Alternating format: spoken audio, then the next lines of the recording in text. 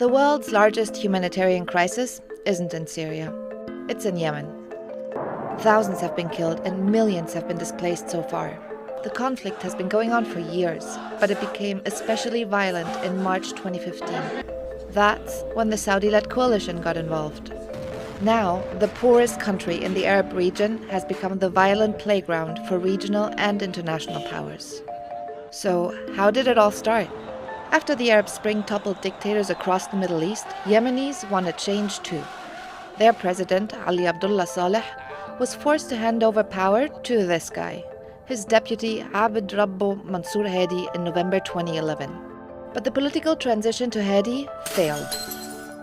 There was massive unemployment, food insecurity, suicide bombings, and a separatist movement in the south. All that ended up sparking the war. On the one side, you had the Houthis, a political Shia rebel group, and people loyal to former President Saleh. On the other side, you had forces loyal to the new Hadi government.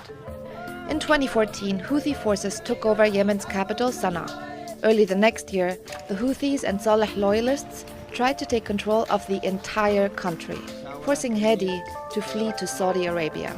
Saudi Arabia considered the Houthi actions an immediate threat and feared this could be an opportunity for Iran to gain a foothold on their border. Saudi Arabia accuses Iran of backing the rebels, but Tehran denies any involvement. So Saudi Arabia started an alliance and began a military campaign. It's had a devastating impact, with more than 10,000 people killed since February 2014, and forcing more than 3 million people to flee their homes. Several other countries are supporting this alliance with weapons, intelligence, or logistics. Qatar was expelled from that coalition June 2017. The Saudi-led coalition wants to restore Hadi's government, but it's been unable to take back the north of the country, including its capital Sana'a. Meanwhile, fighters from Al-Qaeda in the Arabian Peninsula and affiliates of ISIL have taken advantage of the chaos. They seized parts of the south and stepped up their attacks in government-controlled Aden.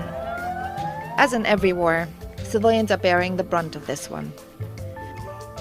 The destruction of infrastructure and restrictions on food and fuel imports means 17 million Yemenis will face famine unless they receive humanitarian help soon.